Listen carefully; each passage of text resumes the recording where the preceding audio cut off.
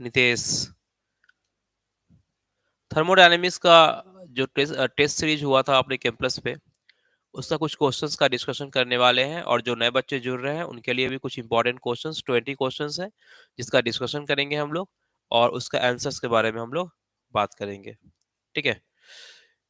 फिलहाल जो है एक एक करके सारे क्वेश्चंस का डिस्कशन करेंगे। जल्दी से सारे बच्चे लाइव आ जाइए, फिर कंटिन्यू करते हैं। जो भी क्वेश्चन में डाउट अगर आएगा, जो भी क्वेश्चंस में आपको प्रॉब्लम है, आप कमेंट बॉक्स में आप क्वेश्चन नंबर टाइप कर दीजिए। ठीक है, एक बार सब पहले नाम, अपना नाम मेंशन कर लीजिए। जो बच्चे भी लाइव जुड़ रहे हैं, नाम एंट्री कर दीजिए ना, कमेंट बॉक्स में एक बार रिप्लाई कर दो, जिससे कि उनका नाम रिकॉल कर सके हम लाइव में।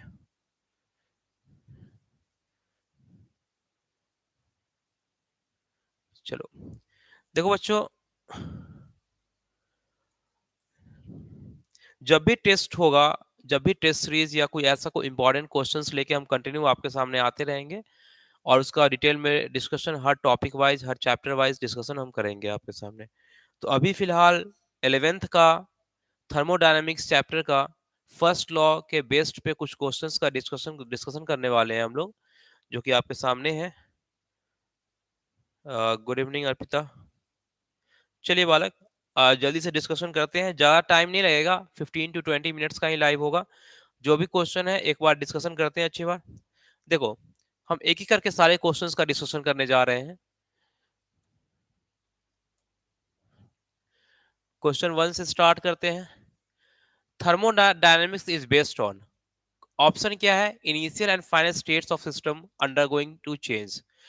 थर्मोडायनेमिक जो होता है वो, कोई सिस्टम जब चेंजेस होता है तो उसमें इनिशियल स्टेट में क्या था, फाइनल स्टेट में क्या था, उसमें जो एनर्जी का चेंज होता है, हीट का जो एक्सचेंज होता है, उसके बारे में स्टडी करते हैं। हाँ, तो ये फर्स्ट ऑप्शन सही लग रहा है। Second option, rate of reaction, rate of reaction के बारे में थर्मोडायनेमिक्स नहीं बताता है, ध्यान रखिएगा। फिजिकल और केमिकल प्रॉपर्टी के बारे में भी नहीं बताता है, वो सिर्फ हीट का एक्सचेंज बताता है कि इनिशियल और फाइनल में हीट का कितना का चेंज हो रहा है, यही बताता है थर्मोडायनेमिक्स। तो हमारा जो करेक्ट ऑप्शन हो गया वो ए हो गया। नेक्स्ट है, thermodynamics of process is called reversible. Reversible क्या होता है? रिवर्सेबल कहने का मतलब है कि जब ए से बी की तरफ कोई सिस्टम मूव करता है, और बी से वापस ए की तरफ मूव करता है, मतलब क्या है कि ए और बी दोनों इक्विलिब्रियम स्टेट में है, मतलब ए से बी का बनने का रेट और बी से ए का बनने का रेट दोनों जब सेम हो जाए तो वह केस कहलाता है इक्विलिब्रियम। तो क्या कहता है, surrounding and system change into each other, नहीं, ऐसा नहीं होता, सराउंडिंग सिस्टम में चेंज नहीं होता है। नेक्स्ट है, there is no boundary between system and surrounding. System और सराउंडिंग के बीच में कोई बाउंड्री नहीं होगा, ऐसा कुछ नहीं है, सिस्टम का बाउंड्री रहेगा ही, सिस्टम और सराउंडिंग के बीच में बाउंड्री रहेगा।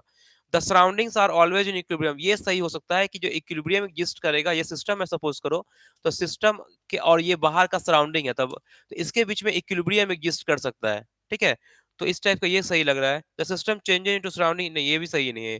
तो मतलब क्या है कि सिस्टम जो है वो सराउंडिंग के साथ इक्विलिब्रियम में रह सकता है, तो वह रिएक्शन कहलाता है रिवर्सेबल प्रोसेस कहलाता है। The value delta for an open and isolated system respectively, open system के लिए डेल्टा ई की वैल्यू क्या होता है? देखो, जब आप कोई सिस्टम को ओपन करते हो, तो यहां से वो ओपन सिस्टम में हीट का एक्सचेंज करता है, लेकिन आइसोलेटेड सिस्टम में हीट का एक्सचेंज नहीं करता है। जब हीट का एक्सचेंज करेगा, तो उस केस में सपोज इनिशियल हीट हो जाएगा, सपोज करो E1 हो जाएगा, और फाइनल एनर्जी जो हो जाएगा वो E2 हो जाएगा आफ्टर एक्सचेंज। तो यहाँ डेल्टा ई की वैल्यू E2 माइनस मतलब जीरो नहीं होगा। ये तो क्लियर है कि E2 minus E1 open system के केस में कुछ वैल्यू आएगा, चाहे वो पॉजिटिव आए या निगेटिव, जनरली निगेटिव वैल्यू आना चाहिए।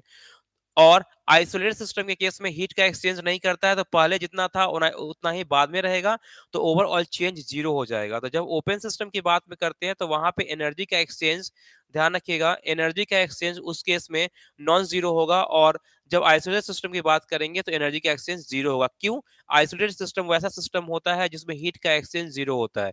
सिस्टम सराउंडिंग के साथ कोई हीट का एक्सचेंज नहीं करेगा, तो वैसा सिस्टम कहलाता है आइसोलेटेड सिस्टम। ठीक है, तो उस केस में चेंज इन एनर्जी क्या होना चाहिए? जीरो, और ओपन सिस्टम में नॉन जीरो होगा, क्योंकि वहां पे एनर्जी एक्सचेंज कर लेता है। Which of the following is extensive property? देखो, एक्सटेंसिव प्रॉपर्टी जो होगा वो होता है गिब्स फ्री एनर्जी है, इंट्रोपी होता है, इंटरनल एनर्जी, ये सब जो है तो होगा वह है वो एक्सटेंसिव प्रॉपर्टी है। बाकी ये सारे इंटरनल इंटेंसिव प्रॉपर्टी है, टेम्परेचर, डेंसिटी, मोलर वॉल्यूम, ये सारे इंटेंसिव प्रॉपर्टी है। among the following set of parameters that represent path function। देखिए पाथ फंक्शन वह होता है जो पाथ पे डिपेंड करता है, वो इनिशियल और फाइनल स्टेट पे डिपेंड नहीं करता है। दो चीज होता है, एक स्टेट फंक्शन होता है, एक पाथ फंक्शन होता है। स्टेट फंक्शन वह होता है जो कि डिपेंड करता है स्टेट पे, मतलब इनिशियल और फाइनल स्टेट पे डिपेंड करता है। और पाथ फंक्शन होता है कि जो कि चेंजेस जो ए से बी अगर कोई कैरी आउट होता है, कोई अगर रिएक्शंस, तो इस केस में ए से बी में आखिर में पाथ पे क्या चेंज हुआ, बीच में कोई चेंज हो रहा है क्या।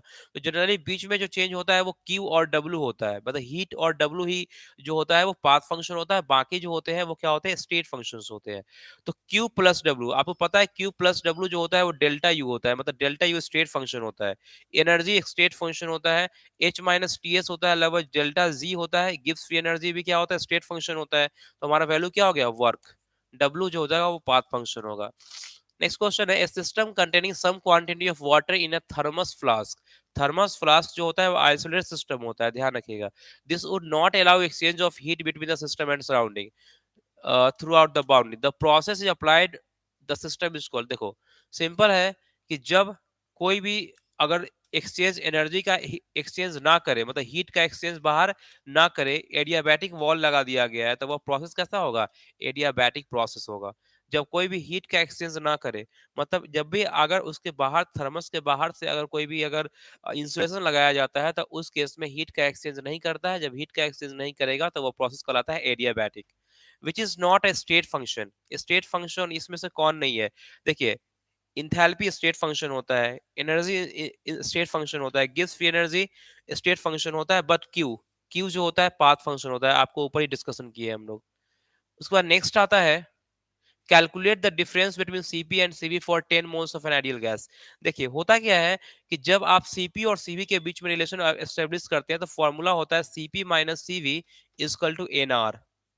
CP minus CV is equal to होता है एन आर। और आपको डिफरेंस क्रिएट करना है, और आर की वैल्यू होता है 8.314, एन निकालना है, 10 मोल दिया हुआ है।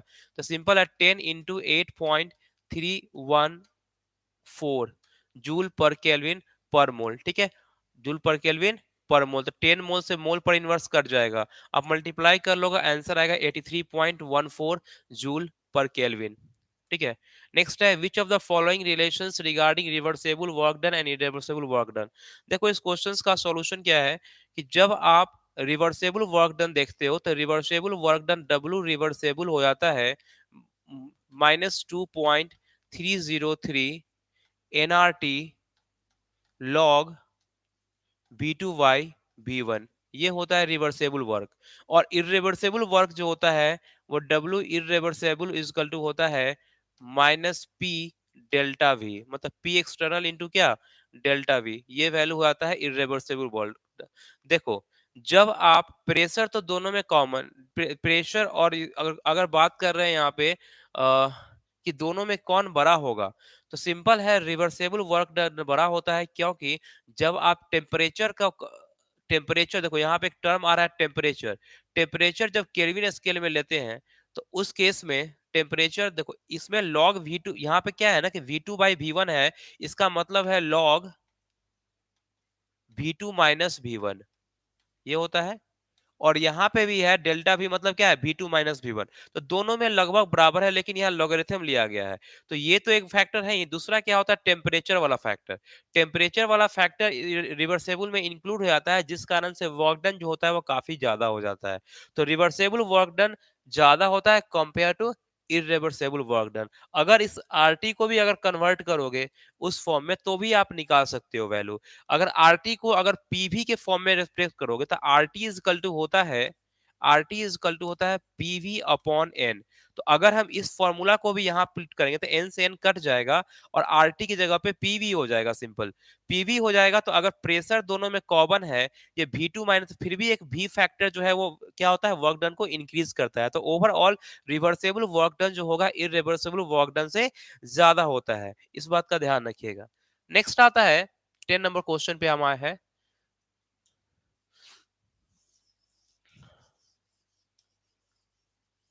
10 नंबर क्वेश्चन क्या कर रहा था, देखो 10 नंबर क्वेश्चन कर रहा है, in a process a system does 140 joule of work, work दे दिया है 140 जूल, on the surrounding,